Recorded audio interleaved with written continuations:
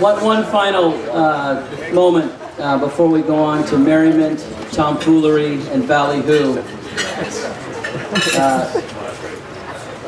Thank you all again for being here, and I'm really the 50th reunion is really special, and this class of 1965 is such an incredible group of men, and I'm honored to know you.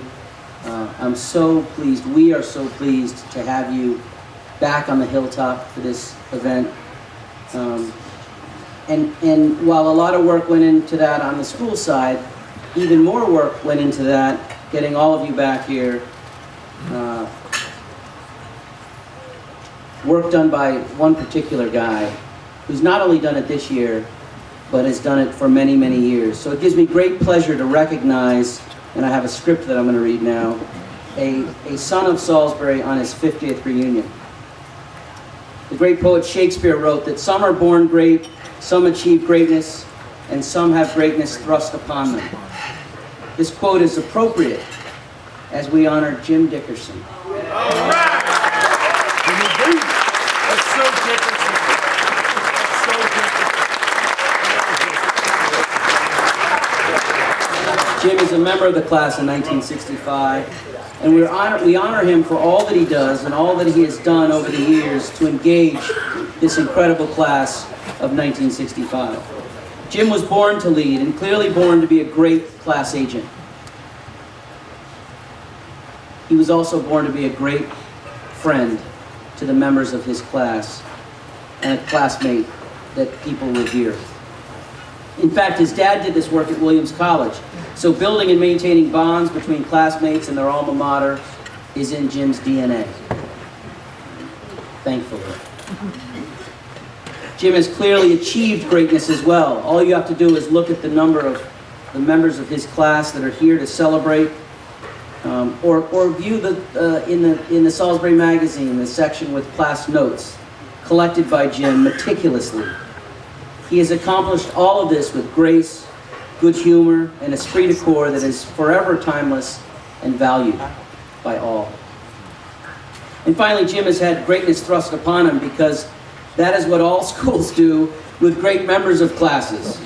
We use you. And truth be told, although Jim would have done it all anyway without being asked by the alumni office, because he genuinely and fully loves Salisbury and his classmates, we did rely on him to bring this weekend to fruition.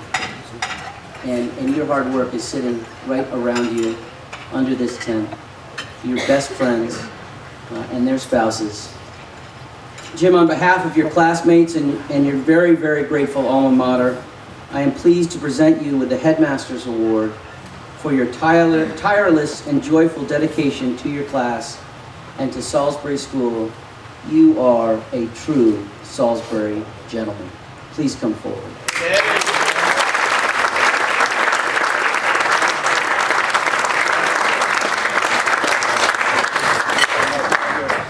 Oh my goodness. Chiz, thank you very, very much. I am deeply, deeply honored. And Julie, thank you, and your team, Dutch, your team, Susan, Tulika. Tulika helped us all come together. Well, I love Salisbury School. George Langdon, as many of us said this weekend, reached out and took a gamble on me and a number of us and helped us along, especially that first troubled third form year for me. But the class of 65 is really, means so much to me and to all of us. Look, we're all here. So many of us are here. I want to recognize a couple of people on this class. First of all, we were the last class to have a second form, an 8th grade. And 3 of those 8th graders who went on to Salisbury for a number of years are here tonight. And it's Mike Rafferty, Fred Tibbetts, and Bill Clark. I want you to stand.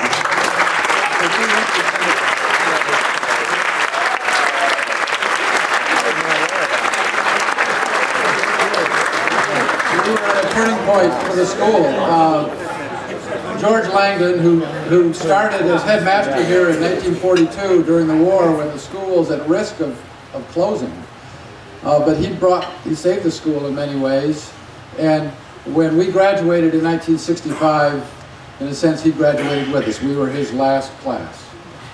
We were the last class to have chapel in the basement of Maine. And Keith Johnson reminded me today that during that third form year, we carried all the hymnals and prayer books over from the basement of Maine to the new chapel, and therefore we were the first to attend that chapel, now known as Langdon Chapel. When we started here, we played hockey on the pond along Route 44. There was no rink. And Hop Bud would tell us, grab a scoop, boy. But, you know, the faculty touched our lives. We talked about Gordon Reed, we talked about Carl Williams, we talked about Jim Bates, and so many that shaped us and helped us grow. And we look back with so many great fond memories.